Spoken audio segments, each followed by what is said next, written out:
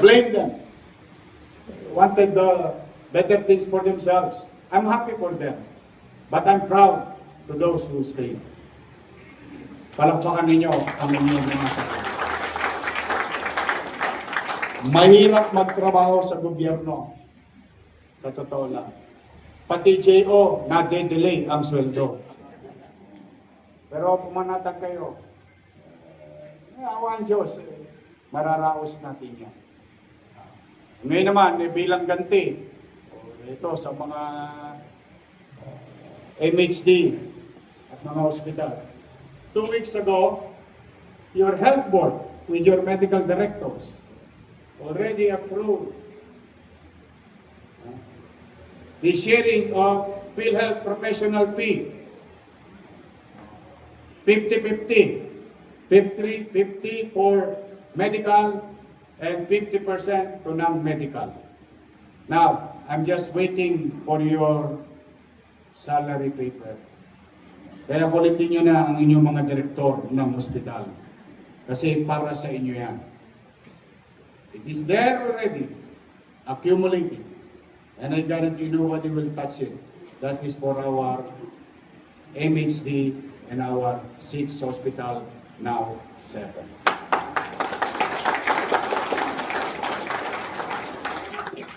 At kahit pa paano, yung mga inibitahan kong zone chairman dito, go up there, tell your fellow barangay chairman and your constituents that there is such facility. Highways 896 ang na-invite ko, pero wala tayong lugar eh.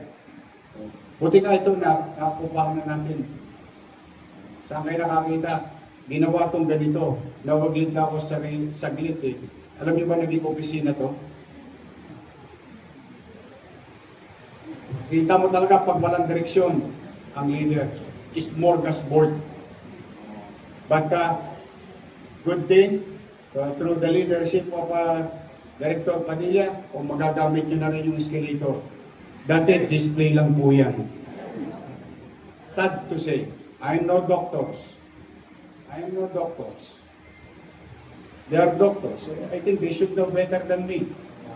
But, again, sa mga barangay chairman, narinig yung professional fee ng mga doktor. Due yun sa kanila. Ba't ko binanggit yun? Iba sa inyo dito, kalaban ko. Totoo, ano lang, real talk.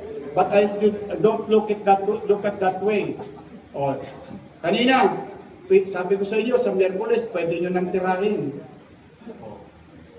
Ipinagkait sa inyo. Itinago sa inyo. First quarter, second quarter. Dapat yung mga kakampi nila, dapat kahit paano nagbiyaya kayo. Pero pati kayo itinago sa inyo. I'm guaranteeing you. Because that is due to you and for you.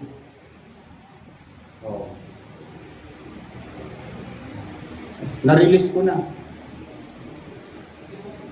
Sa lahat.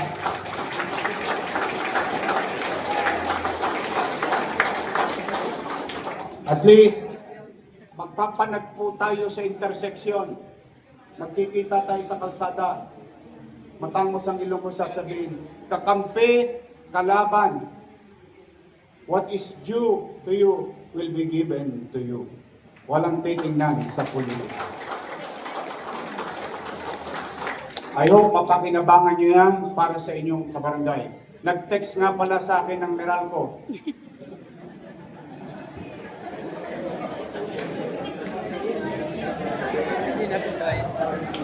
Noong ina-announce ko noong Biyernes yung RPD nila, tinago sa kanila for 2 quarters. I found that 5 days ago. Release it immediately for them. By Wednesday, nasa mga bangko na nila yun. Ang problema, habang nagla-live ako, nagpasalamat yung Meralco. Yorme, thank you mga kabayan din mga chairman sa Oriente. Unless, kasosyo kayo ng Meralco. I'm happy for you. So sabi ko nga, this government, this administration, hindi kami perfecto. Hindi kami magiging perfecto. But we will do our job. Paminsan-minsan, hindi ko ninanais maging madalas ha. Paminsan-minsan baka matalisod ako. Madadapa ako. But mind you, sa bawat dapa ko, yan ay magiging alaala ng kamalian at kakulangan. At gagamitin kong leksyon, pagtayo, wag na muling ulitin yun. Upang we continue to move on, move forward, and to have a better fiscal situation and physical situation of the city of Manila. Again, today, this is our proof of our dreams and aspiration as leaders of the city to continue to invest to our people, to continue to pursue, deliver MBN, minimum basic needs, education, healthcare, housing, and jobs. That's where we are going to invest. Whatever is left and whatever is the future resources that will come to us, PhilHealth, thank you. We'll continue to utilize it to deliver such service. Pagbubutihan namin. And I encourage each and every one of you later on, join us. Look at this. This is your money. This is not my money. Inutang ko to. Diba sinabi nyo, dami kong iniwang utang? Sabi ko nga sa inyo. Kahit si Itihod. Rilo. Nakatas ako kay Tambunting yan. Makaraos lang tayo. Please. Yung modesty aside. Malamig ba? Yes. Maliwalas ba? Yes. Pumapasok ka pa lang, gumagaling ka na.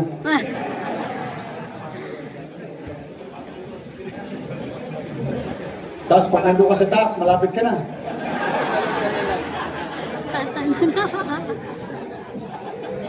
Hindi na wala. Tama si Magsaysay. Totoo nga. Tama talaga si Magsaysay. President Magsaysay said, those who are blessed in life must have more in law. It's a good feeling when you see patients and you ask them randomly, nagpagamot ka ba? Opo. Okay, kamusta na? Okay naman po. Nagpagamot ka ba? Opo, patay na po yung anak ko. Eh, paano yun? Kamakulala. Talagang ganyan ang buhay. These are the things that baterya mo sa buhay. The affirmation of your people. And sa atin naman, kayo naman, I hope sa mga kababayan natin, yes, it's true, it is our job to deliver good, efficient, effective services. Yes, that is our job. But I hope you don't mind sa mga kababayan natin. Habang kami naman talagang dapat, the word is dapat, gampanan ang aming tukulan. Hindi naman siguro mahirap magsalita ng thank you, no? Pag nakita niyo naman yung aming mga lingkod bayan, sa tingin ninyo, sila na may nagbuti, ginampanan na kanilang tungkulin. Through your thank you, we get inspired. Through your thank you, we get energized. Through your thank you, lalo kaming ginaganahan subconsciously na tama yung ginagawa namin and will pursue and continue. So sa inyo, lahat dito, sa mga batang Maynila, gamitin ninyo ito. Mga chairman, mauna na kayo. Kasi yung iba dito, kilala ko, maraming minahal eh. Baka barado na ang mga puso nyo. No, hindi. Go, spread the word. And tell everyone. Kasi, nangihinayang ako sa, alam mo sino talagang tatamaan ito? I mean, effectively. Yung mahirap, definitely. Definitely. Wala na isang toss gas. Pero sa totoo, ang nakakaligtaan natin, yung middle class. Yan, nawawala sa isipan yon na itong ganitong klaseng pasilidad, ang unang talagang makikinabang is the middle class. Kasi yung mahirap, dapat ang makakuha ng libre. Kasi wala man tiyapa eh. Pero yung middle class is the one who keeps on saving money. No, nagtatabi talaga ang middle class, nag-iipon yan. Para pag may aberya, patungkol sa kalusugan, may mabubunot sila. But with this facility, they don't need to. Because they're going to get it for free. And everyone will get it for free.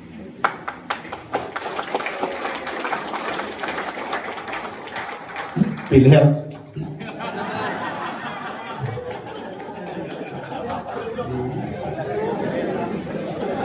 Magaling ang PhilHealth ngayon. I'm really happy. So, Director Padilla at 10 ng iyong mga kasamahan, o Vice Mayor, o sulit ba? Kasi ito madalas kong pinukulit sa sesyon. O Congressman Elwin, o at iba pa mga congressman, o huwag na sa flood control, dito nyo naman dalhin yan.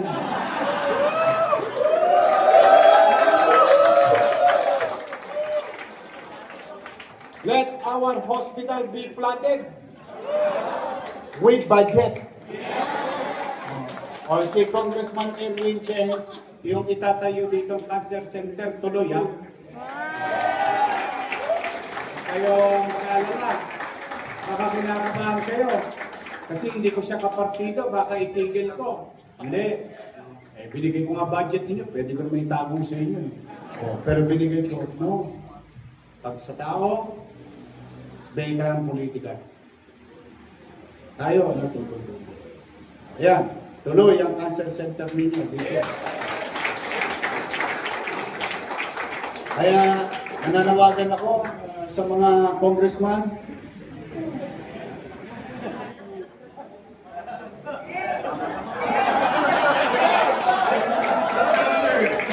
Uy, dito nyo na lang ilagay sa ospital. Buti pa si Kong Cheng kanina bumulong sa akin, boss, pwede ko ba dalhin dito yung maip ko? Imagine mo yun, ha? Just imagine, sa totoo lang, if everyone will just do their part, tingin ko naman luluwag eh. Basta tayo, tulong-tulong lang. Ha? Mag-iingat kayo, tibayan ninyo ang puso ninyo. Ba't kung kailangan tumutukod na yan, huwag kayo mag-alala. Mauna na kayo rito. But, again, let me finish with wish for our medical professionals who's going to manage this facility. I hope that God will continue to guide, bless each and every one of you. And let me take this opportunity to thank all members of the health sector, doctors or medical and non-medical. Thank you for your service. Everyone, thank you. Maraming salamat at maraming salamat sa Diyos. At mag-iingat kayo, pagpalain nawa kayo ng buong may kapal. Sabay-sabay, Manila! God first, thank you.